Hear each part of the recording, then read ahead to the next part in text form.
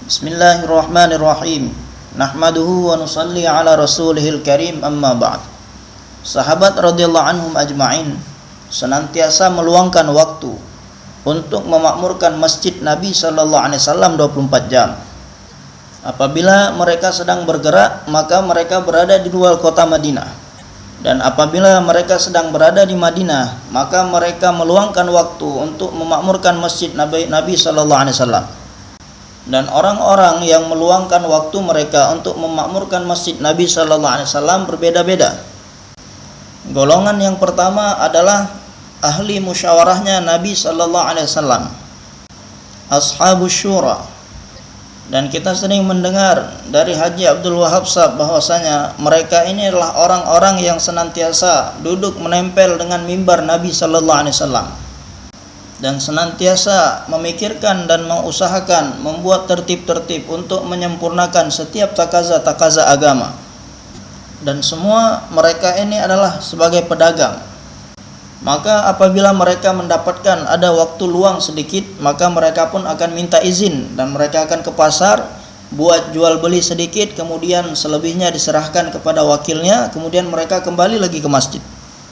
Jadi ini adalah satu golongan dari sahabat radhiyallahu anhum ajma'in yang kesibukan mereka hanya ini saja, yakni memikirkan dan memusyawarahkan perkara-perkara agama. Dan sebagian sahabat radhiyallahu anhum ajma'in ada yang seperti Sayyidina Umar radhiyallahu anhu, yang mana beliau ini bekerja sama dengan satu orang Ansar. Jadi satu hari yang datang ke masjid adalah sahabat Ansar. Kemudian pada waktu itu Sayyidina Umar radhiyallahu anhu pergi ke tempatnya bekerja. Maka pada hari itu sahabat Ansar tadi akan berada di masjid seharian penuh.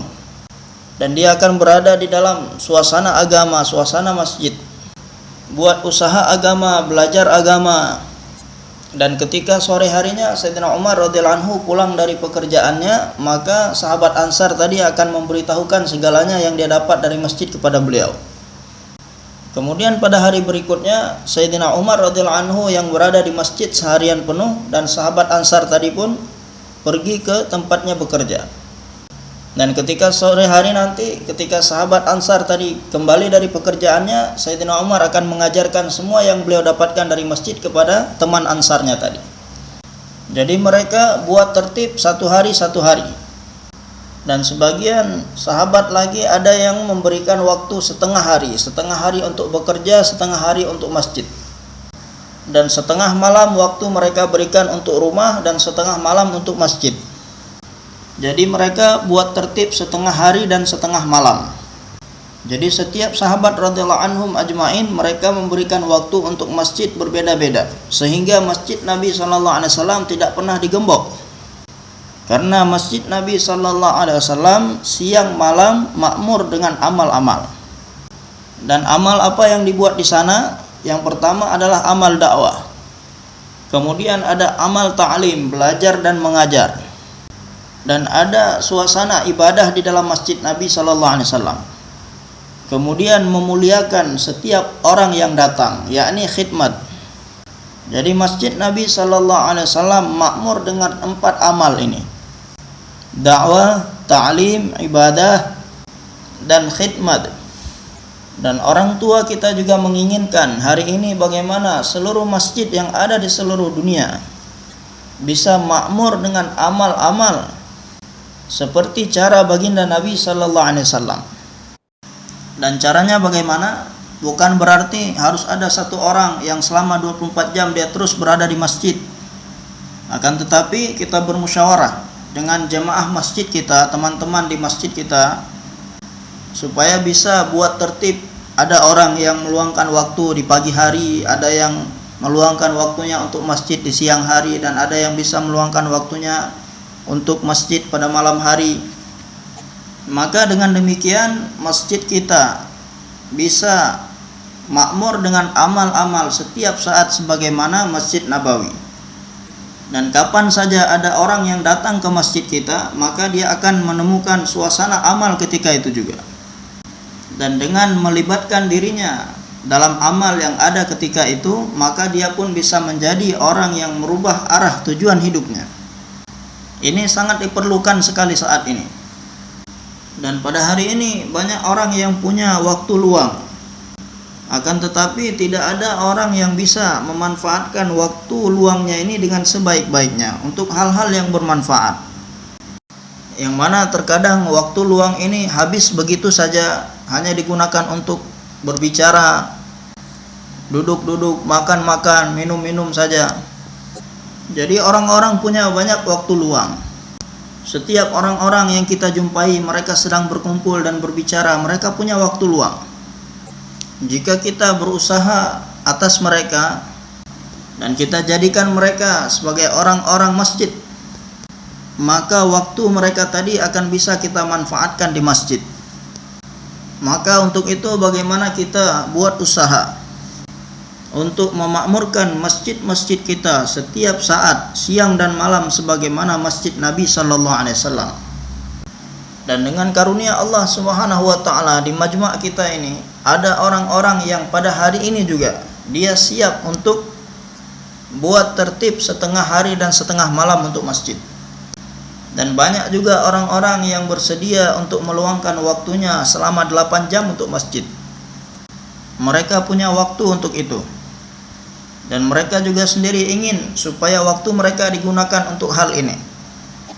Dan 2,5 jam ini adalah yang paling sedikit sekurang-kurangnya, yang mana kita berusaha bagaimana 100% membawa umat kepada perkara ini. Jadi 2,5 jam ini bukan hanya untuk orang yang sudah pernah keluar tabligh, akan tetapi di masjid tempat kita tinggal, setiap laki-laki yang sudah balik di sana, bagaimana mereka semua bisa meluangkan waktu mereka 10% dari 24 jam untuk masjid. Dan waktu mereka bisa digunakan untuk buat amal-amal. Maka hadirin yang mulia, jika kita mau berusaha, maka kita akan banyak jumpai orang-orang yang mau meluangkan waktu mereka untuk masjid dengan waktu yang berbeda-beda. Ada yang siap malam, ada yang siap siang, ada yang siap sore, dan sebagainya. Di satu tempat ada masjid yang bernama Masjid Ali. Masjidnya besar dan punya banyak tiang-tiang yang besar-besar. Dan di setiap tiang tadi ada bantal besar, yang mana di masjid tersebut orang-orang tua yang sudah umur 80 tahun, 90 tahun, 100 tahun, jenggot sudah putih. Semua mereka bersandar di bantal-bantal tadi membaca Al-Quran. Sepanjang hari, sepanjang malam mereka terus baca Al-Quran sana. Lebih kurang ada 100 orang tua, orang-orang yang sudah tua tadi. Jumlah mereka lebih kurang 100. Maka saya pun bertanya kepada orang mahala tersebut, ini orang-orang tua yang ada di masjid ini, makan minum mereka bagaimana? Maka mereka katakan bahwasanya cucu mereka sudah besar-besar.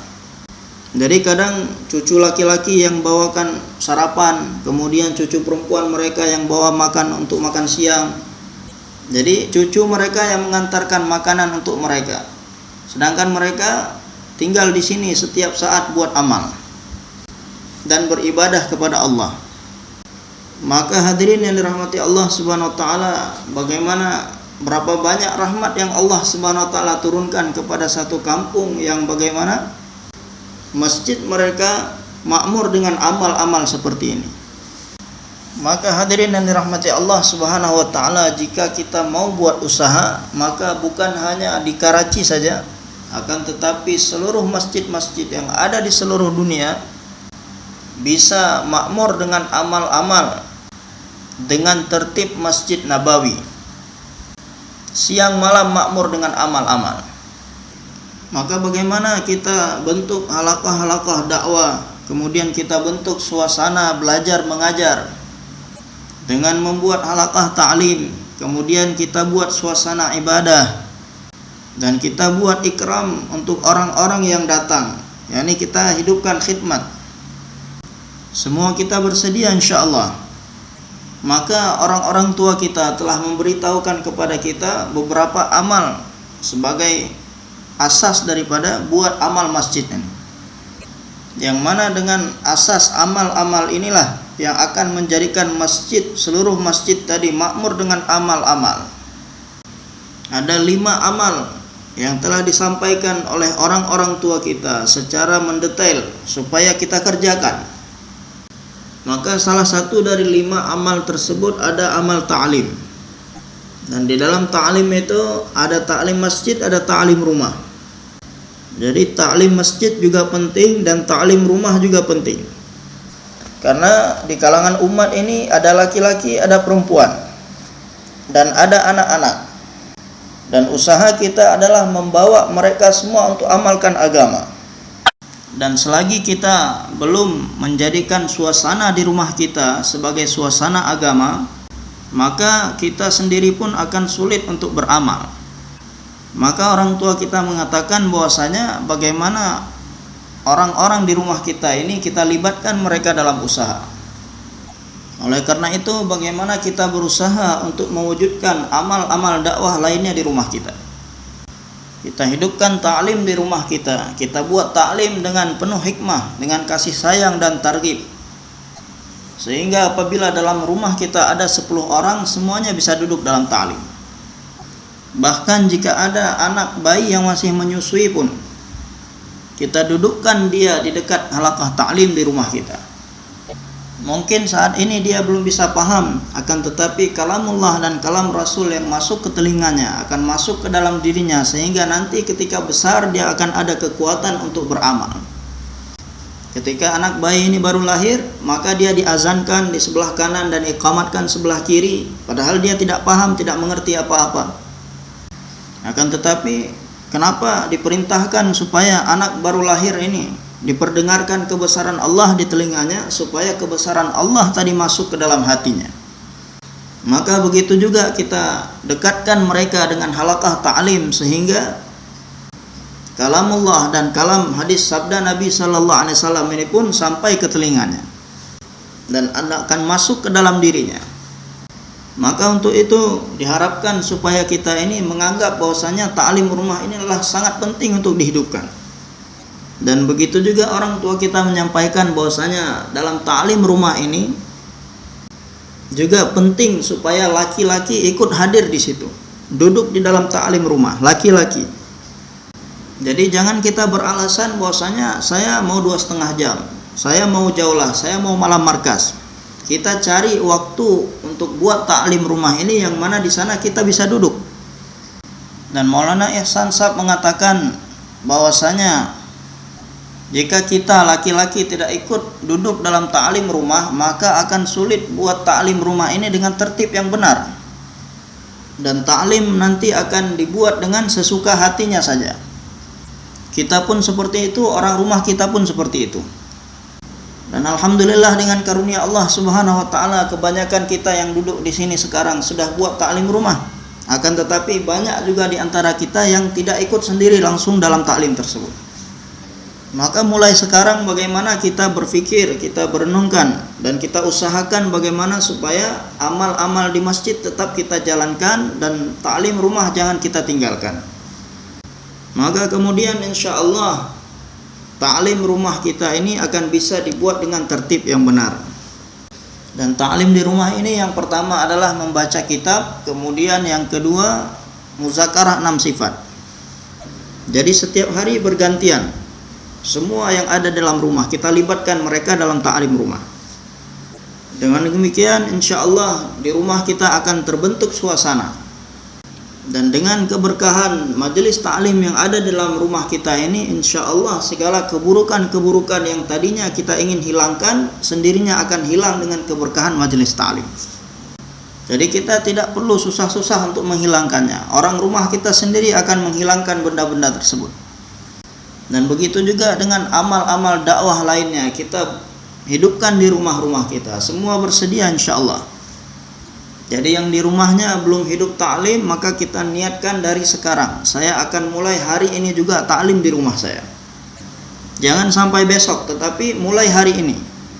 Maka setelah zuhur nanti selesai kita dari sini, kita fikirkan dan kita usahakan, kita ajak orang-orang rumah kita untuk berfikir, sama-sama berfikir dengan kasih sayang, dengan hikmah, dan kita targhib mereka.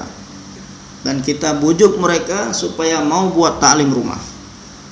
Jadi dengan cara targhib ini mungkin agak lama prosesnya, akan tetapi hasilnya itu sangat kuat. Berbeda dengan perintah, memerintahkan secara langsung seperti itu, mungkin cepat mendapatkan hasil, tetapi hasilnya ini tidak kuat. Apalagi dengan memaksa dan sambil marah-marah dan membentak-bentak, maka ini tidak akan tahan lama. Akan tetapi dengan targhib ini, kita terus targhib lagi dan lagi, maka 1 orang, 2 orang, 3 orang akan duduk dalam ta'lim. Sampai semua yang ada di rumah kita, mereka semua ikut ta'lim dan akan ikut duduk seterusnya.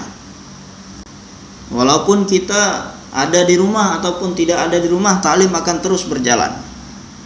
Kemudian setelah itu ta'lim masjid. Maka sebagaimana yang disampaikan oleh orang tua kita, bahwasanya masjid ta'lim ini ta'lim masjid ini sekurang-kurangnya setengah jam. Akan tetapi kita pun perlu melihat situasi dan kondisi dan kesiapan orang-orang yang ada di masjid kita, dan kesiapan dan kemampuan yang dipunyai oleh orang-orang di masjid kita itu sedikit demi sedikit kita tingkatkan. Jika sebelumnya mereka siap duduk di halaqah ta'lim selama 10 menit, kita target mereka supaya tambah 2 menit, jadi 12 menit. Kemudian jika mereka siap untuk duduk 12 menit, maka kita targhib lagi, tambah lagi waktu sampai 14 menit. Dan begitu seterusnya, perlahan-lahan kita ajak mereka supaya siap untuk duduk dengan ta'lim, dalam ta'lim minimal setengah jam. Maka hadirin yang mulia, hendaknya kita ini berusaha untuk melangkah maju untuk bisa buat amal sebagaimana tertib yang telah diarahkan oleh orang tua kita. Dan kita berikan tugas membaca ta'lim di masjid kita ini secara bergantian dengan teman-teman kita. Dan Haji Abdul Wahab Sahab mengatakan bahwasanya kita suruh orang yang baca ta'lim itu adalah orang yang dia bangun pada malam hari, sholat, berdoa dan menangis di malam hari, sehingga keruhanian orang tersebut bisa berpindah kepada majma' yang mendengarkan ta'limnya.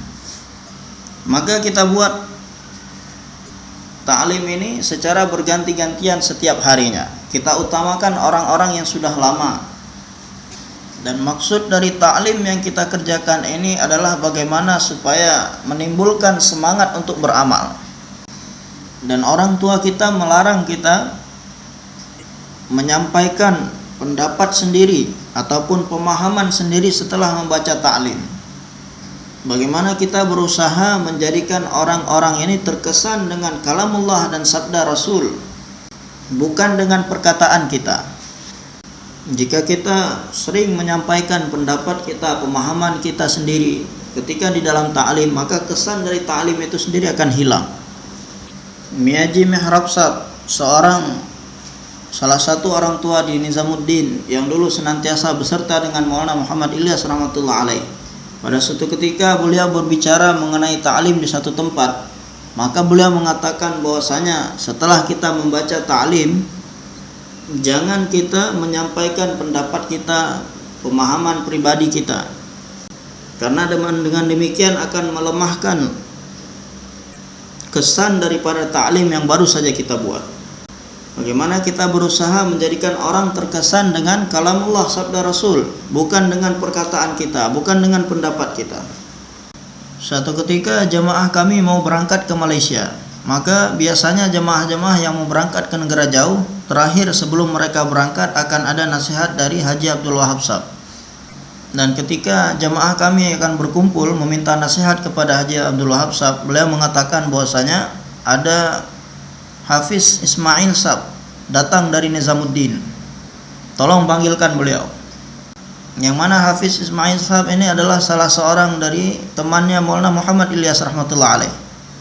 Beliau ini adalah seorang imam di masjid yang dekat dengan Bangla Wali Masjid, dan beliau tinggal di sana. Dulu yang baca ta'lim selepas zuhur di Nizamuddin adalah beliau. Maka satu orang teman kami pun telah pergi menjumpai beliau dan mengatakan bahwasanya beliau dipanggil oleh Haji Abdul Wahab Sahab, dan kemudian mereka pun datang. Maka kemudian Haji Sahab pun mengatakan kepada beliau, Hafiz Sahab, ini jemaah kami mau berangkat ke Malaysia, tolong diberi nasihat. Maka kemudian Hafiz Sahab menyampaikan kepada kami Hanya beberapa kalimat saja, nasihat yang begitu singkat sekali. Setelah itu beliau pun pergi. Padahal kita terbiasa mendengar nasihat yang panjang-panjang, takrir yang panjang-panjang dari Haji Abdul Wahab Shah. Maka kami pun meminta nasihat lagi kepada Haji Abdul Wahab Shah. Maka beliau mengatakan bahwasanya setelah orang tua bicara, maka hendaknya kita jangan bicara. Kalau kita berbicara setelah orang tua bicara, maka nanti kesan daripada pembicaraan orang tua tadi akan hilang ataupun berkurang. Maka apa yang telah disampaikan oleh Hafiz Shah tadi, maka itu yang kalian amalkan. Kerjakan apa yang telah beliau sampaikan. Jadi apa yang beliau katakan ini adalah satu usul, satu asas, bahwasanya setelah orang tua yang bicara, hendaknya kita jangan bicara, karena dengan pembicaraan kita nanti akan mengurangi kesan pembicaraan orang tua tadi. Maka Haji Shah pun mengatakan bahwasanya sekarang kalian berangkat, apa yang sudah disampaikan oleh Hafiz Shah tadi itu yang kalian kerjakan. Jadi maksud ta'lim yang kita buat ini adalah supaya berkesan hati kita ini dengan kalamullah dan sabda Rasul. Jadi jangan sampai di dalam ta'lim kita tutup bukunya, kemudian kita takrir sendiri, kita bayan sendiri, menyampaikan pendapat sendiri, jangan. Kemudian amal yang kedua yang paling penting adalah musyawarah, yang mana dengan musyawarah ini akan bisa mewujudkan ruh dalam setiap pekerjaan yang kita kerjakan. Musyawarah harian. Maka orang tua kita mengatakan bahwasanya musyawarah ini kita buat di waktu yang mana waktu tersebut kawan-kawan kita semua mudah untuk datang dan ikut musyawarah. Kita cari waktu yang seperti itu untuk buat musyawarah. Karena setiap orang penting untuk duduk dan hadir dalam musyawarah. Dan menurut pengalaman kita melihat bahwasanya di waktu salat seperti asar, maghrib, isya, terkadang teman-teman kita tidak bisa hadir dikarenakan satu hajat dan keperluan yang mendesak datang tiba-tiba. Akan tetapi salat subuh ini adalah satu-satunya waktu yang mana 99% teman-teman kita bisa datang hadir untuk salat subuh. Dan pada waktu seperti itu juga pikiran kita terbuka dan segar, masih segar. Dan pada waktu itu kemampuan untuk berpikir itu masih sangat bagus. Jadi saran dari orang tua kita adalah buat musyawarah di waktu yang teman-teman kita mudah untuk datang. Dan selama ini waktu itu yang mana teman-teman mudah datang yang kita lihat adalah pada waktu subuh. Dan juga Allah Subhanahu wa taala memberikan keberkahan pada waktu subuh, pada waktu pagi hari untuk umat ini. Maka seseorang yang bermusyawarah pada pagi hari, maka pikirannya pun akan sesuai dengan kerja. Sepanjang hari dia akan memikirkan apa yang dimusyawarahkan tadi pagi. Dan dia pun akan berusaha untuk menyempurnakannya, mengerjakannya sampai sore hari. Dan dia akan berusaha untuk meluangkan waktu untuk menyempurnakan kerja yang telah dia fikirkan dan dimusyawarahkan di pagi hari. Maka dia akan pergi untuk menjumpai seseorang ataupun menghubungi seseorang, dan dia akan berbicara mengenai agama dengan orang yang dia jumpai. Maka seolah-olah sepanjang hari waktunya ini ada kaitannya dengan agama. Dan inilah yang dimaksud oleh orang tua kita supaya menjadikan kerja ini sebagai kerja utama kita. Jadi maksudnya ini bukan kita disuruh tinggalkan kantor kita, disuruh tinggalkan pekerjaan kita, bukan. Maksudnya adalah walaupun kita harus berangkat ke kantor dan ke tempat pekerjaan kita berangkat dengan membawa agama. Ada kaitannya dengan agama. Berangkatnya kita ke sana ada kaitannya dengan agama. Jadi kita berangkat dengan bawa fikir atas kerja ini. Maka jika kita bermusyawarah di pagi hari, maka seolah-olah sepanjang hari pikiran kita ini berkaitan dengan dakwah. Maka bagaimana? Yang pertama, kita usahakan di dalam musyawarah ini semua teman-teman bisa hadir, bisa duduk. Kita ajak mereka, kita bujuk mereka, dan kita anggap bahwasanya kehadiran teman-teman kita dalam musyawarah ini adalah satu keperluan kita. Kita sangat memerlukan atas kehadiran teman-teman kita dalam musyawarah. Dan jika ada satu orang yang tidak hadir, tidak datang, maka semuanya risau. Fikir, kenapa saudara kita tidak datang, tidak hadir? dan apa yang perlu kita buat untuk membuat saudara kita yang tidak hadir dalam musyawarah tadi, walaupun dia tidak bisa hadir tapi fikirnya tetap bersambung dengan apa yang kita musyawarahkan hari ini. Maka Bayi Yamin rahimahullah, ketika pagi hari beliau bermusyawarah dan mengetahui ada orang yang tidak hadir dalam musyawarah, maka setelah musyawarah beliau sampaikan kepada semua orang-orang siapa yang siap memberitahukan semua apa yang ada dalam musyawarah ini pada yang tidak hadir. Maka kemudian pun di antara mereka ada yang siap, insyaallah saya akan menyampaikan. Waktu saya pulang nanti dari sini saya akan mampir ke tempat dia dan saya akan sampaikan semuanya. Ataupun siang harinya akan saya sampaikan. Maka ketika kita sampaikan perkara ini kepada seorang yang tidak bisa hadir dalam musyawarah, bahwasanya tadi pagi teman-teman berkumpul dan memusyawarahkan hal ini, maka dia pun akan berpikir bahwasanya saya ini diperlukan oleh teman-teman saya untuk hadir dalam musyawarah. Maka dengan demikian 1-2 hari kemudian dia pun akan kembali lagi duduk dalam musyawarah. Dan jika kita sampaikan semua apa yang kita musyawarahkan kepada orang yang tidak hadir tadi, maka ketika sore hari ataupun malam harinya dia datang ke masjid, maka walaupun dia tidak hadir secara langsung, tetapi fikiran dia pun ada nisbat, ada hubungan, ada kaitannya dengan apa yang kita musyawarahkan. Maka dengan demikian pikirannya pun akan senantiasa tersambung. Maka kalau kita ada usaha seperti ini untuk teman-teman yang belum bisa hadir dalam musyawarah, maka beberapa hari kemudian insyaallah nanti semua akan hadir dalam musyawarah. Pernah kami taskil di satu tempat yang mana di sana musyawarahnya sangat kuat. Demikian juga tertib dakwahnya sangat kuat di sana. Maka kami bertanya kepada orang-orang di sana, bagaimana ini bisa seperti ini? Maka mereka mengatakan bahwasanya suatu ketika amir kita mahala ini dia tidak bisa hadir karena ada kesibukan. Dan cukup lama beliau ini tidak bisa hadir dalam musyawarah, tidak bisa ikut gabung dalam amal-amal masjid. Maka kami pun mengirim 2 orang setiap hari untuk memberitahukan kepada beliau apa yang dibicarakan di dalam musyawarah setiap harinya selama 2 bulan. Dan selama itu tidak pernah sekalipun kita ajak beliau untuk duduk kembali dalam musyawarah. Namun 2 bulan kemudian maka beliau pun datang sendiri dalam musyawarah. Dan kemudian setelah beliau hadir dengan rutin dalam musyawarah setiap hari, maka kerja kami pun semakin meningkat dari sebelumnya. Maka di dalam usaha dakwah tabligh kita ini tidak ada yang namanya protes. Kenapa kamu tidak datang? Di dalam tabligh ini tidak ada kata-kata kenapa. Kenapa tidak datang musyawarah? Kenapa tidak datang ta'lim? Maka dikatakan walaupun sudah 20 kali kita tarjib, namun tidak ada satu orang pun yang datang. Maka kali yang ke-21-nya pun juga targib. Jadi di dalam kerja kita ini, usaha kita ini berjalan hanya dengan tartib saja. Di dalam tabligh ini tidak ada kata-kata kenapa. Kenapa kamu tidak datang? Kenapa kamu tidak buat? Suatu orang sahabat khadim baginda Nabi sallallahu alaihi wasallam mengatakan bahwasanya saya berkhidmat kepada Nabi sallallahu alaihi wasallam selama 10 tahun. Maka selama 10 tahun saya tidak pernah mendengar sekalipun beliau sallallahu alaihi wasallam berkata bahwasanya kenapa kamu buat ini dan kenapa kamu tidak buat ini. Selama 10 tahun berkhidmat kepada baginda Nabi sallallahu alaihi wasallam, sekalipun tidak pernah mendengar kata-kata kenapa kamu berbuat seperti ini, kenapa kamu tidak berbuat seperti ini. Maka di dalam tabligh ini tidak ada kata-kata kenapa.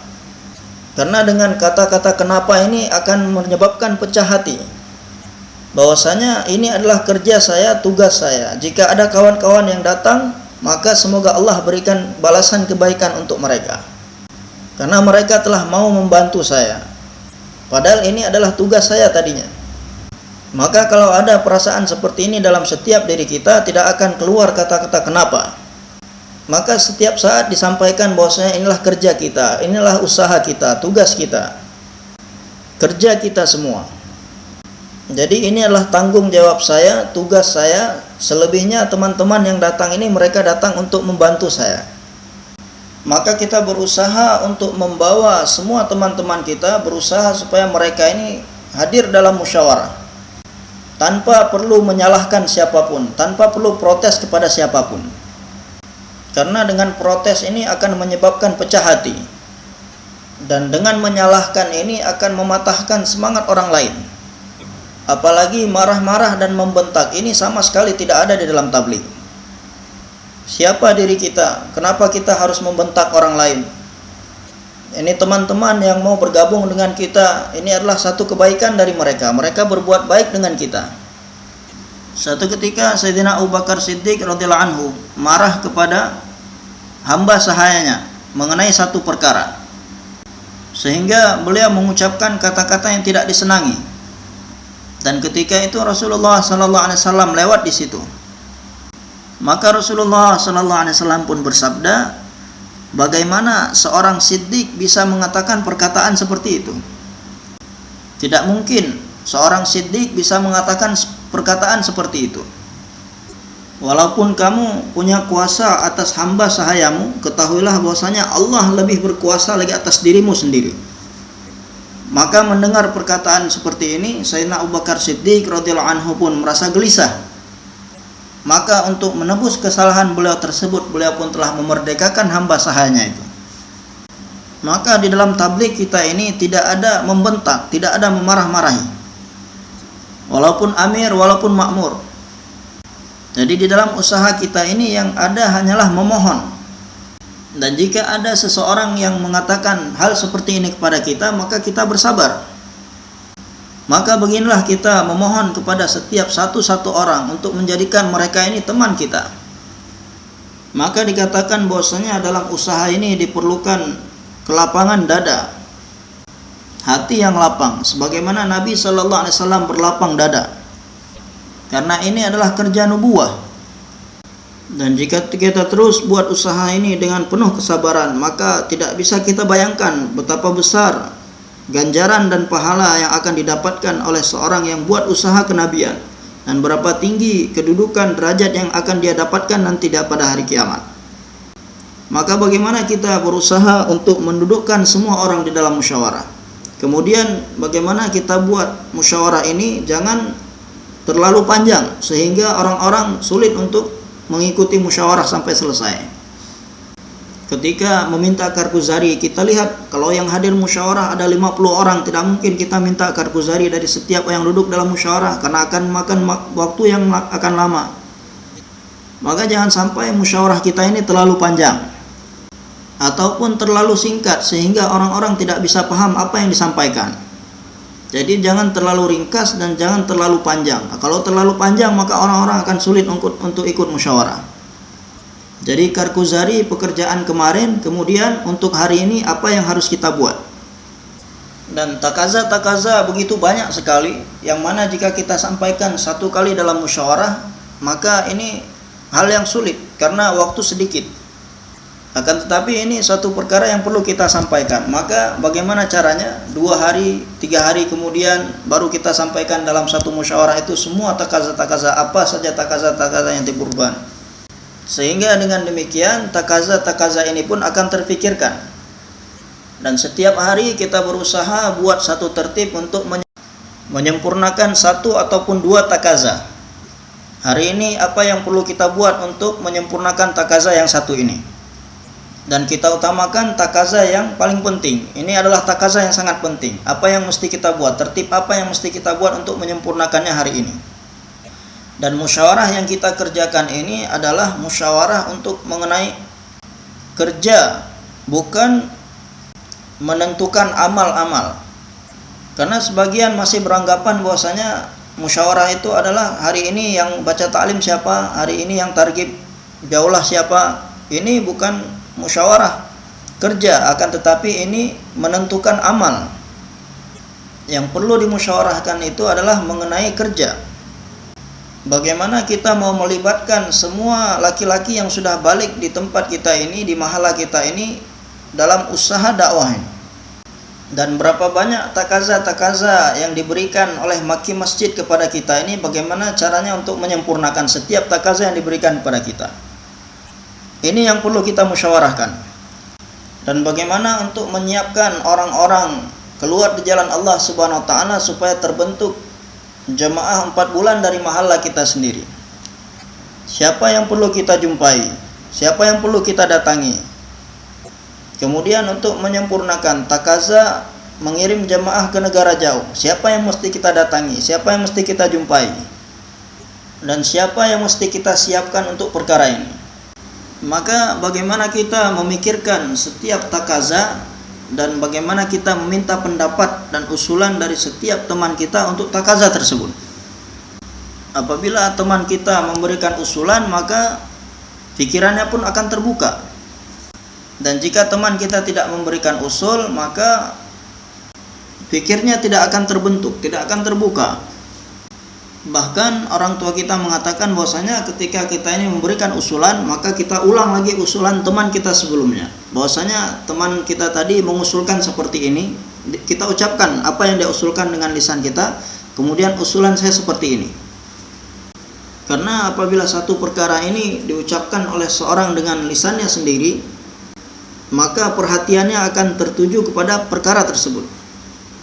Maka kita berusaha untuk meminta usulan dari setiap teman-teman kita, dan kita berikan fikir kepada setiap teman-teman kita, dan berikan satu tanggung jawab tugas pada setiap teman kita. Jadi kalau kita berikan tanggung jawab untuk mengerjakan satu tugas kepada seseorang, maka dia akan kerjakan. Kalau kita tidak berikan, apa yang mau dia kerjakan? Kerja itu apa? Ya, ini menjadikan setiap individu dari umat ini menjadi da'i. Jadi jika kita perhatikan di setiap pemukiman ada lebih dari 1.000 orang laki-laki yang sudah balik di sana. Dan di situ sudah ada orang yang buat usaha sampai selama 30 tahun, 20 tahun, 30 tahun, akan tapi sampai sekarang masih belum bisa jumpa 100% dengan semua orang yang bermukim di sana. Maka kita berikan tugas kepada setiap teman kita, dan setiap teman kita hendaknya siap untuk diberikan tugas. Maka yang pertama tadi adalah bagaimana kita mementingkan musyawarah, menganggap bahwasanya musyawarah inilah satu hal yang penting, dan kita berusaha mendudukkan setiap teman-teman kita dalam musyawarah, dan kita buat musyawarah dengan rutin dan duduk dalam musyawarah dengan rutin, dan kita minta usulan dari setiap teman kita. Kemudian berusaha membuat rencana-rencana untuk menyempurnakan setiap takaza-takaza, 1 takaza, 2 takaza dalam setiap hari, sehingga kita bisa menyempurnakan setiap apa saja takaza yang diberikan. Karena takaza-takaza ini penting untuk disempurnakan, namun tidak mungkin untuk menyempurnakan setiap takaza dalam satu hari. Misalkan ada 25 takaza, maka akan sulit untuk menyempurnakannya dalam satu hari. Maka setiap hari kita mesti ada buat rencana dan buat tertib untuk menyempurnakan setiap takaza. Satu hari 1-2 takaza, dan semuanya kita libatkan untuk menyempurnakannya. Maka kita buat dengan musyawarah ini dengan rutin dan dengan maksimal. Kemudian selanjutnya adalah jaulah maqami ataupun jaulah 1. Jadi tujuan maksud dari jaulah 1 ini, setiap jaulah mengeluarkan jamaah. Dan kapan kita bisa mengeluarkan jamaah dalam setiap jaulah? Apabila kita buat usaha selama seminggu penuh. Jadi tidak cukup hanya dengan buat usaha pada hari jaulah saja. Akan tetapi kita perlu fikir dan kita perlu buat usaha selama seminggu penuh. Baru kita akan bisa mengeluarkan jamaah ketika pada hari jaulah. Maka jika kita mau buat usaha, setiap minggu bisa mengeluarkan jamaah, sehingga kita tidak perlu menentukan lagi kita keluar 3 hari, setiap hari Jumat, Sabtu, Ahad. Tidak perlu seperti ini. Jadi di hari apa saja kita buat jaulah, pada hari itu kita bisa keluarkan jamaah cash. Semoga suatu saat nanti Allah Subhanahu wa taala wujudkan perkara ini di tempat kita. Setiap minggu pada hari jaulah mengeluarkan jemaah cash di setiap masjid. Dengan syarat kita buat usaha selama seminggu penuh. Dan di dalam jaulah tersebut bagaimana semua teman-teman 100% bisa ikut. Maka yang disebut dengan jemaah di setiap masjid itu adalah yang memiliki satu fikir, satu risau. Jika di satu masjid ada 50 orang, 100 orang, 150 orang, jika semuanya berfikir setiap jaulah mengeluarkan jamaah dan buat usaha bagaimana setiap jaulah mengeluarkan jamaah cash, maka tidak mungkin ketika jaulah nanti tidak terbentuk jamaah cash. Akan tetapi disebabkan beberapa orang ataupun sebagian daripada jemaah tadi tidak punya fikir risau seperti ini, maka sulit mengeluarkan jemaah cash ketika jaulah. Maka kita ajak setiap teman-teman yang ada di masjid kita untuk buat fikir dan buat usaha selama seminggu penuh untuk mengeluarkan jemaah setiap kali jaulah. Dan jaulah ini dikatakan adalah sebagaimana tulang punggung. Jadi kedudukan jaulah ini dalam usaha kita inilah sebagaimana tulang punggung dalam tubuh manusia. Jaulah ini adalah tulang punggungnya dakwah. Maka dalam keadaan apapun kita jangan tinggalkan jaulah, apapun yang terjadi. Haji Abdul Wahab bercerita mengenai seseorang yang dia ini bekerja di pengadilan. Suatu ketika dia ada keperluan pekerjaan, dia datang ke Karachi, ke tempat kita. Maka setelah beberapa hari tinggal di sini, pekerjaannya belum selesai, tibalah waktunya jaulah dimakaminya. Maka orang tersebut kembali ke tempat asalnya dengan pesawat dari Karachi ke Pindi, kemudian dari Pindi ke tempat asalnya, kemudian dia buat jaulah di hari jaulah di tempat makaminya. Jadi orang ini sekalipun dia tidak pernah tinggalkan jaulah di makaminya. Dan begitu juga ketika waktunya keluar 3 hari, nisab 3 hari, dengan waktu yang bersamaan datang tawaran pekerjaan ataupun ada jadwal pekerjaan, maka dia akan mengatakan bahwasanya mohon maaf saya ketika ini tidak bisa datang, ini waktunya saya keluar 3 hari. Maka beginilah seharusnya orang yang betul-betul buat usaha ini. Allah Subhanahu wa taala akan gunakan terus orang seperti ini. Maka bagaimana kita pun buat niat, buat azam, niat yang kuat bahwasanya di hari bagaimana jaulah satu kita ini dalam keadaan apapun saya tidak akan tinggalkan, apapun yang terjadi. Ada satu orang lama, dulu beliau tinggal di Karachi, kemudian setelahnya pindah ke Lahore. Ketika masih di sini, dulu di Sunari Masjid by Hafizur Rahman Sahab. Selama di sini beliau telah buat usaha, buat kerja begitu bagus sekali. Maka ketika awal-awal saya ikut tabligh, saya melihat ada kebiasaan dari diri beliau ini, yakni ketika terkadang beliau ini tertinggal jaulah satu di makaminya, maka beliau pun akan memberikan hukuman untuk dirinya sendiri. Hukumannya adalah puasa 3 hari ataupun tambah nisab 3 hari. Maka disebabkan itu kebanyakan beliau ini tidak pernah ketinggalan jaulah satu di makaminya. Padahal ketika itu beliau masih punya anak masih kecil-kecil dan berbagai macam keperluan dan hajat, tetapi tidak pernah ketinggalan jaulah satu di makaminya. Maka bagaimana kita juga berusaha seperti itu. Apapun yang terjadi, keperluan apapun, pekerjaan apapun yang datang, ketika datang waktunya jaulah saya sudah harus ada di masjid. Sesibuk apapun. Nah, jika di tempat kita jaulahnya selepas maghrib, maka sebelum maghrib kita sudah datang ke masjid. Karena hadirin yang mulia, jika kita mengikuti suatu amal dari awal sampai akhir kita ikuti, maka kita akan mendapatkan ruhani daripada amal yang kita kerjakan. Haji Abdul Wahab mengatakan sesuatu yang perlu kita renungkan, kita fikirkan.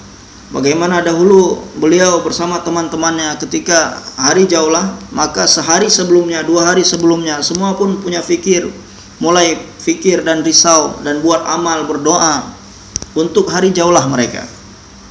Dan ketika malam hari sebelum hari jaulah, mereka bangun tahajud. Setiap hari mereka bangun tahajud, akan tetapi sehari sebelum jaulah, hari jaulah, seolah-olah mereka buat persiapan amal yang matang untuk jaulah mereka. Mereka bangun tahajud di malam hari, berdoa, menangis khusus untuk jaulah yang akan mereka kerjakan.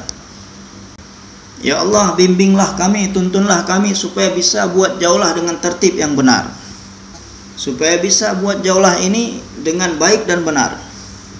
Dan kemudian ketika pagi harinya mereka pergi ke kantor, di jalan yang biasa mereka lewati untuk pergi ke kantor, Haji Abdul Wahab mengatakan bahwasanya di jalan itu juga terkadang ada perempuan, maka mereka memilih jalan yang lebih jauh lagi untuk menghindari dari pandangan-pandangan buruk.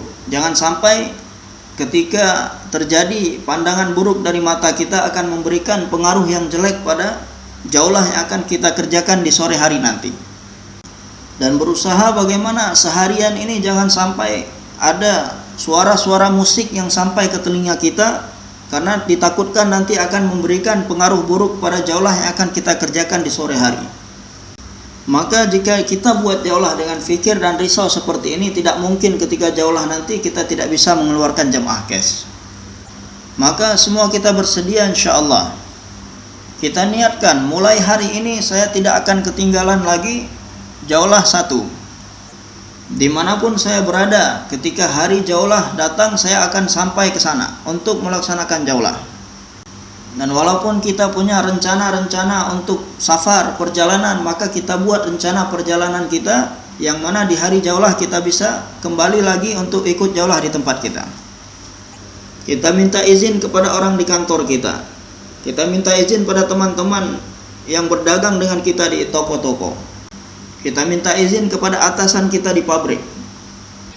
Bahwasanya pada hari ini dan di waktu ini adalah waktu jaulah saya, hari jaulah saya. Saya harus sudah berada di masjid untuk ikut jaulah.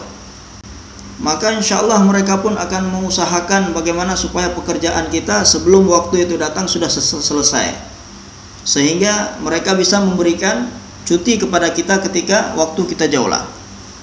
Bahkan jika sudah terbiasa seperti ini, satu ketika kita lupa, mereka yang akan mengingatkan, bukankah hari ini hari jaulah kamu? Dan orang rumah kita pun akan mengingatkan kita, nanti sore cepat pulang karena hari inilah hari jaulah kamu. Jadi kalau perkara ini kita bicarakan dengan orang rumah kita, maka mereka akan mengingatkan kita. Pagi-pagi mereka akan mengingatkan kita, hari ini adalah hari Rabu, maka nanti sore cepat pulang karena hari ini adalah hari jaulah.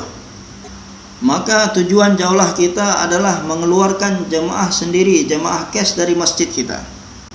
Dan orang tua kita menyampaikan bahwasanya jaulah yang kita buat ini akan ada ruhnya jika kita buat jaulah ini di antara 2 waktu sholat, baik itu jaulah 1 ataupun jaulah 2. Ini sering sekali disampaikan oleh Haji Sab, bahwasanya jaulah ini kita buat hendaknya di antara 2 waktu sholat.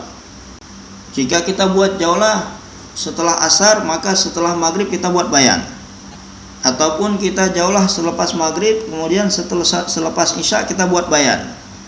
Maka hari ini bagaimana kita fikirkan, kita usahakan jika selama ini jaulah kita yang kita buat belum sesuai dengan yang diarahkan oleh orang tua kita, maka mulai hari ini kita akan buat jaulah sesuai arahan orang tua kita.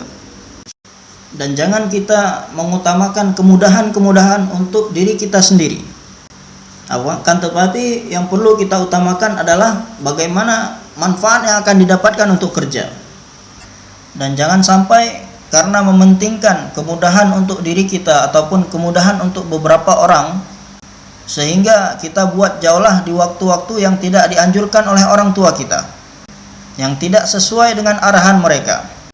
Maka jika kita buat jaulah tidak sesuai dengan arahan orang tua kita, bagaimana jaulah kita akan mendatangkan keberkahan? Di dalam tabligh ini kita supaya taat dan mengikuti apa yang diperintahkan, yang diarahkan oleh orang-orang tua, baik itu sesuai dengan pikiran kita ataupun bertentangan dengan pikiran kita. Jadi kita buat jaulah setelah asar ataupun setelah maghrib, di waktu mana yang orang-orang muda datang, setelah asar ataupun setelah maghrib, di waktu mana yang mana kawan-kawan mudah untuk berkumpul. Kemudian sesuai dengan keadaan pemukiman masing-masing tempat, bagaimana kita buat jaulah ini dengan pengorbanan. Apabila kita buat pengorbanan untuk berusaha mengumpulkan kawan-kawan kita sehingga semuanya bisa kumpul, semuanya bisa ikut jaulah, maka Allah akan berikan peningkatan pada kerja kita.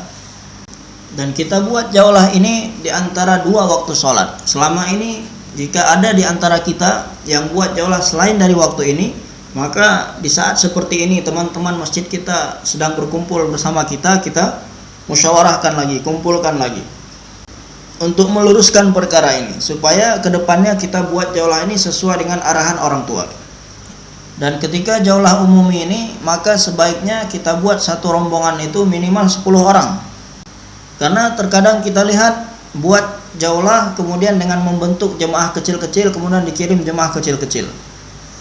Suatu ketika seorang bertanya kepada Miyaji Mihrab Sab, bahwasanya sebaiknya berapa orang yang kita kirim untuk buat jaulah umumi. Dan Haji Sab sering bercerita mengenai Miyaji Mihrab ini, orangnya adalah sebagaimana Maulana Ilyas, bicara sampai berjam-jam. Beliau banyak berbicara mengenai tertib-tertib dalam buat kerja. Dan Haji Sab sendiri banyak bertanya mengenai banyak hal kepada beliau. Maka seorang telah bertanya kepada beliau, kepada Miyaji Mihrab ini, berapa orang sebaiknya dikirim untuk buat jaulah umumi. Maka Miyaji Mihrab mengatakan bahwasanya saya juga pernah bertanya mengenai perkara ini kepada Maulana Muhammad Ilyas rahmatullah alaih. Maka Maulana Ilyas rahmatullah alaih mengatakan bahwasanya 10 orang. Dan beliau mengatakan tilka asyaratun kamilah. Jadi satu jamaah yang terdiri dari 10 orang. Kecuali kalau ada uzur, misalkan kita jaulahnya ke gedung-gedung, ke apartemen-apartemen, maka kita buat jemaah kecil-kecil. Ataupun karena personilnya kurang, orangnya kurang. Dan jika orangnya banyak, maka kita bisa buat 4 jemaah, 5 jemaah. Suatu ketika kami sedang taskil di Sri Lanka, maka ketika itu jemaah kita dibagi ke masjid-masjid. Ketika saya sampai ke tempat masjid, ke satu masjid, maka lebih kurang setengah jam sebelum sholat maghrib. Ketika itu sudah mulai takrir, orang-orang sedang duduk mendengarkan takrir. Lebih kurang ada 20-25 orang yang duduk ketika itu. Dan karena ketika itu mereka buat takrir dalam bahasa mereka, saya tidak paham apa yang mereka sampaikan, apa yang mereka bicarakan. Maka saya mengira ketika itu mereka sedang muzakarah ataupun buat adab jaulah. Karena ada 20-25 orang yang duduk di situ, sebentar lagi mereka akan bentuk jemaah dan dikirim untuk jaulah keluar. Maka saya pun duduk di situ sampai hampir mendekati waktu maghrib. Maka saya pun bertanya pada salah seorang dari mereka, apakah ini nggak buat jemaah untuk dikirim jaulah umumi keluar? Maka salah seorang penerjemah mengatakan bahwasanya mereka sudah mengirim jemaah keluar. Maka saya berpikir kalau misalkan di dalam sini ada 20-25 orang yang duduk, berapa orang yang dikirim keluar untuk jaulah? Saya bertanya berapa jemaah yang dibentuk. Mereka mengatakan bahwasanya 15 jemaah kami sudah kirim keluar. Dan saya bertanya satu jemaah ada berapa orang? Maka dia katakan bahwasanya satu jemaah 10 orang. Dan kemudian tidak lama setelah itu jemaah dari luar pun mulai berdatangan. Maka dari satu masjid ini bisa mengeluarkan sampai 15 jemaah untuk jaulah umumi. 10 jemaah pun bisa, 8 jemaah pun bisa. Dan kita buat jemaah jaulah ini yang di dalamnya banyak orang-orang lama yang mengerti tertib kerja. Ketika kita buat jaulah dengan tertib yang benar, maka jaulah kita ini akan bisa menjadi asbab tersebarnya kebaikan. Apabila banyak orang-orang lama, maka kita akan bisa buat jaulah dengan tertib yang benar. Dan umumi gas ini adalah satu asbab besar untuk mendatangkan islah. Dan jaulah umumi ini adalah satu sebab, satu asbab yang besar untuk mendatangkan fikir risau melihat kekurangan agama. Akan mendatangkan fikir dan risau melihat kurangnya amal-amal agama. Maka untuk itu penting supaya setiap orang-orang lama ikut dalam jaulah umumi. Jadi amir di masjid tersebut penting untuk ikut jaulah umumi. Demikian juga orang-orang yang sudah pernah keluar negara jauh sekalipun, mereka penting untuk ikut jaulah umumi. Dan juga untuk orang-orang lama yang ada di masjid tersebut penting untuk ikut jaulah umumi, supaya jangan sibuk kepada hal-hal lain di hari jaulah. Ketika waktu jaulah semuanya ikut ambil bagian dalam jaulah, maka semua kita ikut jaulah umumi, keluar jumpa dengan orang. Karena setan berusaha untuk menghindari kita dari jaulah umum ini, terutama untuk orang-orang yang lama. Sehingga dia berusaha bahwasanya orang-orang lama ini hanya didudukan dalam zikir saja, ataupun dia berusaha mendudukkan orang-orang lama ini hanya di dalam doa saja, tidak mau keluar jaulah. Maka orang tua kita mengatakan amirnya pun keluar, orang-orang lama pun keluar, penanggung jawab pun keluar untuk buat jaulah. Bahkan orang-orang tua kita yang ahli-ahli musyawarah pun mereka sendiri ikut dalam jaulah. Maulana Muhammad Ahmad Sahab rahmatullah alaih, sebelum kesehatan beliau ini berkurang seperti saat ini, maka beliau senantiasa dengan rutin ikut jaulah umumi keluar di mahalla beliau. Secara rutin, setiap hari jaulah yang ada di masjid beliau, di mahalla beliau, beliau ikut keluar untuk jaulah umumi. Dan ketika Haji Abdul Wahab Sahab ingin menghadiri Istimewa Hyderabad tahun lalu, maka beliau mengatakan kita jangan langsung datang ke tempat istimewa, tapi di jalan kita nusrah jemaah dulu. Maka ada satu jemaah di Sahiwal, jemaah biasa, jemaah umum. Beliau pun telah pergi untuk nusrah jemaah tersebut. Dan beliau sampai di tempat jemaah sebelum sholat asar. Maka karena kehadiran beliau di jemaah tersebut, orang-orang pun menawarkan supaya sekarang kita buat jaulah sebelum asar, setelah asar kita buat bayan. Maka beliau pun mengatakan jangan, karena jaulah itu dibuatnya antara dua waktu sholat. Maka setelah sholat asar beliau pun menunggu sampai 1 jam. Kemudian setelah itu, setelah asar, barulah diadakan jaulah umumi. Dan Haji Sahab sendiri ikut keluar dengan jemaah tersebut untuk buat jaulah umumi. Jadi beginilah pentingnya jaulah umumi. Maka kita berusaha 100% teman-teman kita bisa ikut dalam jaulah umumi. Dan kita berusaha untuk mengeluarkan jemaah cash. Jadi kita bentangkan takaza, kita buat kerja dengan tertib yang sedemikian rupa yang mana bisa mengeluarkan jemaah cash. Kemudian setelah itu ada jaulah 2. Jadi jaulah 2 ini sama pentingnya dengan jaulah 1. Sebagaimana jaulah 1 ini penting untuk dihidupkan, begitu juga dengan jaulah 2. Dan maksud dari jaulah 2 ini adalah untuk membentuk jamaah-jamaah di masjid yang ada di sekeliling kita, yang nantinya jamaah ini akan menghidupkan amal, akan menghidupkan kerja di masjid mereka masing-masing. Inilah tujuan dan maksud dibuatnya jaulah 2. Ini untuk menyiapkan orang-orang yang ada di masjid-masjid sekitar kita supaya mereka bisa menghidupkan amal dan buat kerja di masjid mereka masing-masing. Dan orang tua kita mengatakan bahwasanya dengan hanya ikut pada hari ketika jaulah 2 saja, kita ikut bergabung dengan masjid tetangga kita, maka tidak cukup untuk menghidupkan amal di sana, untuk menghidupkan kerja di sana. Maka caranya adalah bagaimana kita mengirimkan teman-teman kita yang mereka bersedia meluangkan waktu mereka setiap hari 7 jam, 8 jam, 10 jam, 12 jam, ataupun 2,5 jam tadi, kita kirim mereka 2 orang, 3 orang ke kampung tersebut supaya bisa buat khususi di sana, jumpa dengan orang-orang di sana, buat hubungan dengan orang-orang di sana, dan buat suasana di sana, dan timbulkan semangat orang-orang, berikan semangat kepada orang-orang di sana. Dan ketika waktunya kita buat jaulah di sana, maka kita pun sudah buat hubungan sebelumnya dengan mereka, sudah saling kenal sebelumnya, sudah ada orang-orang yang pikirnya sejalan dengan kita, maka kita ajak mereka untuk buat jaulah di tempat mereka.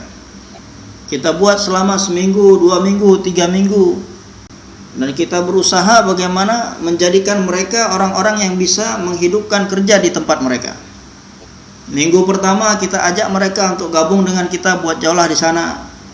Begitu juga di minggu kedua, minggu ketiga, kita ajak senantiasa mereka untuk lihat bagaimana cara kerjanya. Kemudian minggu berikutnya baru kita libatkan mereka dalam buat kerja. Salah seorang dari mereka kita berikan tugas iklan. Kemudian ada yang kita jadikan mutakalim, ada yang kita jadikan orang yang berbicara ketika takrir, dan ada yang kita berikan tugas untuk jadi dalil, dan ada yang kita berikan tugas untuk iklan maghrib. Kemudian setelah itu semakin meningkat, kita jadikan mereka, berikan tugas mereka untuk bayan maghrib, ataupun berikan tugas mereka untuk targib jaulah. Jadi sedikit demi sedikit kita jadikan mereka mandiri, sehingga mereka pun nanti bisa hidupkan kerja buat usaha sendiri. Jadi seorang itu dikatakan pekerja apabila dia ini terjun langsung dalam pekerjaan tersebut, bukan hanya sekedar mendengarkan saja. Seorang tidak bisa menjadi seorang pekerja hanya dengan mendengarkan saja. Dan setelah 3-4 minggu kita buat jaulah di tempat mereka, kita ajak mereka untuk keluar cash di jalan Allah Subhanahu wa taala. supaya mereka nanti bisa belajar buat kerja ketika keluar dan menghidupkan kerja ketika kembali ke makami mereka. Dan lebih baik lagi kalau kita ikutkan 1 orang 2 orang dari teman-teman kita untuk menemani mereka keluar pertama kali, supaya bisa melatih mereka orang-orang baru tadi untuk buat kerja, sehingga apabila setelah 3 hari mereka dilatih untuk buat kerja, maka mereka pun akan bisa menghidupkannya ketika kembali ke makami mereka. Dan kemudian setelah 3-4 minggu kemudian kita ganti dengan masjid yang lain. Kemudian setelah 4 minggu sampai 5 minggu kita buat kerja di masjid yang baru seperti masjid pertama tadi, kita pindah lagi ke tempat yang lain. Jadi bagaimana setiap masjid bisa menghidupkan 7-8 masjid lainnya yang ada di sekitarnya. Dan ini biasanya ditanyakan di Raiwin ketika ada jemaah yang mau berangkat ke negara jauh, maka syura-syura yang menafakut jemaah yang mau berangkat ini, mereka bertanya kepada jemaah, dengan jaulah 2 yang kamu buat, berapa masjid sudah hidup di sekeliling masjid kamu? Ini ditanyakan hal ini di sana. Ada yang dalam setahun bisa menghidupkan 4 masjid di sekitarnya, ada yang 3 masjid, ada yang 5 masjid. Maka beginilah supaya kita ini bisa menyiapkan orang lain untuk buat usaha di tempat mereka, di masjid mereka masing-masing. Maka kita cari masjid yang belum ada amal sama sekali, ataupun masjid yang tadinya sudah hidup amal akan tetapi sudah begitu lemah sekarang, supaya kita membantu orang-orang di tempat tersebut untuk menguatkan kembali amal di masjid mereka. Maka dengan karunia Allah Subhanahu wa taala, Allah berikan potensi kepada kita orang-orang Karachi, dan Allah berikan kemudahan kepada kita. Karena di tempat kita masjid berdekatan, kita tidak akan susah, kita tidak akan sulit untuk mencari masjid di sekeliling kita. Sedangkan orang-orang yang buat amal maqami di Eropa dan di Amerika, mereka buat jaulah 2 ini sampai 60 mil mencari masjid tempat buat jaulah 2, 70 mil sampai 100 mil jauhnya. Maka kita bersyukur kepada Allah Subhanahu wa taala, setiap masjid punya masjid-masjid tetangga lainnya. Jadi tidak ada uzur bagi kita untuk mengatakan bahwasanya saya tidak jumpa masjid untuk buat jaulah 2, tidak ada. Ini mungkin disebabkan karena kurangnya fikir, risau dan usaha kita. Dan setiap kita hari ini Allah Subhanahu wa taala berikan kemudahan, Allah berikan kendaraan untuk kita. Kalau belum diberikan kendaraan oleh Allah Subhanahu wa taala, maka kita berkorban sedikit, berjalan ke masjid terdekat dengan masjid kita untuk buat jaulah 2 di sana. Maka sedikit pengorbanan yang kita buat untuk agama Allah Subhanahu wa taala, berapa besar pahala dan ganjaran yang Allah akan berikan pada kita. Maka kita cari masjid yang betul-betul belum ada kerja sama sekali di sana, kita siapkan orang-orang di sana untuk buat amal, buat kerja di masjid mereka, sampai mereka ini mandiri, bisa buat kerja sendiri dan bisa menghidupkan amal sendiri di masjid mereka. Jadi setelah beberapa minggu kita buat usaha di masjid tersebut, kemudian kita tinggalkan untuk memberi mereka kesempatan supaya buat kerja sendiri, buat amal sendiri. Jadi jangan setelah itu setiap minggu kita masih kirim lagi orang untuk menemani mereka jaulah di sana, sehingga tidak ada kesempatan untuk mereka menjadi mandiri. Maka mereka pun akan berpikir bahwasanya kalau ada orang dari luar datang ke sini, maka akan dibuat jaulah akan jalan. Maka oleh karena itu setelah 3 minggu 4 minggu kita tinggalkan, biarkan. Maka hadirin yang mulia, bagaimana kita berusaha untuk buat sungguh-sungguh jaulah 2 ini dengan benar, karena jaulah ini adalah merupakan salah satu dari usaha kita, bagian dari usaha kita. Kemudian demikian juga hadirin yang mulia, keluar 3 hari setiap bulan ini juga merupakan satu asbab yang sangat kuat untuk memberikan peningkatan kepada kita dalam buat usaha ini. Keluar 3 hari setiap bulan. Dulu awal-awal ketika kita datang ke Nizamuddin, kemudian setelahnya Allah Subhanahu wa taala berikan kemudahan kepada kita datang berkali-kali ke sana. Maka awal-awal kita datang ke sana, begitu sering kita mendengarkan perkara ini dari Hadraji, keluar 3 hari, jaulah 1, keluar 3 hari, begitu seringnya, sehingga kita berpikir bahwasanya tablik di Nizamuddin ini hanya keluar 3 hari saja. Begitu seringnya disampaikan tentang pentingnya keluar 3 hari. Jadi dalam keadaan apapun jangan sampai tinggalkan keluar 3 hari. Jadi tidak ada cuti untuk keluar 3 hari. Jangan sampai 3 hari kita ini cuti. Dalam keadaan apapun kita mesti keluar 3 hari. Maka Hazrat Haji mengatakan bahwasanya apa itu keluar 3 hari? Keluar 3 hari adalah keluarnya karkun lama, orang-orang lama membawa orang-orang baru. Inilah yang disebut dengan keluar 3 hari. Jadi setiap orang lama, satu orang lama membawa 9 orang baru keluar 3 hari. Inilah yang disebut dengan keluar 3 hari. Tapi kalau orang-orang lama berkumpul buat jamaah keluar 3 hari, ini bukan 3 hari namanya, bukan keluar 3 hari namanya. Jadi setiap kita berusaha sebulan penuh untuk mengajak orang-orang baru, sehingga ketika datang waktu nisab kita 3 hari, kita mendapatkan 9 orang baru untuk kita bawa keluar 3 hari. Maka kalau demikian, berapa jemaah kira-kira yang bisa dikeluarkan dari setiap masjid setiap bulannya? Jadi seorang pernah memberikan karkuzari tentang amal di masjidnya di Bajur. Ya, di Bajur ini belum ada malam markas karena di sana tidak ada markas. Maka dia mengatakan bahwasanya dari masjid kami mengeluarkan jemaah 3 hari ini 29 jemaah. Jadi dalam 1 bulan hampir setiap hari mengeluarkan rombongan. Jadi dalam 1 hari itu ada jemaah yang Bayan Hidayah mau berangkat dan ada yang karkuzari. Maka kalau di Bajur di satu masjid bisa mengeluarkan sampai 29 jemaah, yakni setiap harinya mengeluarkan jemaah dalam 1 bulan. Apakah di tempat kita di Karachi tidak bisa seperti itu?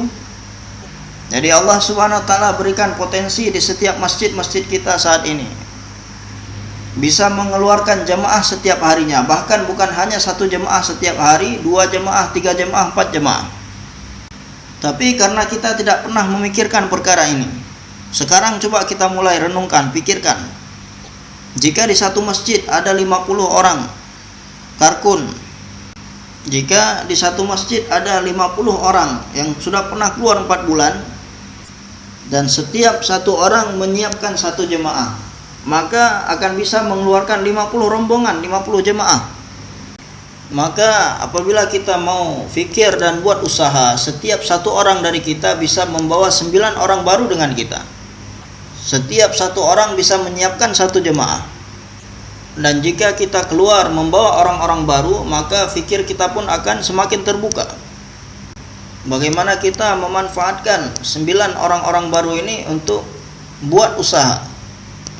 Kita gunakan mereka untuk buat usaha.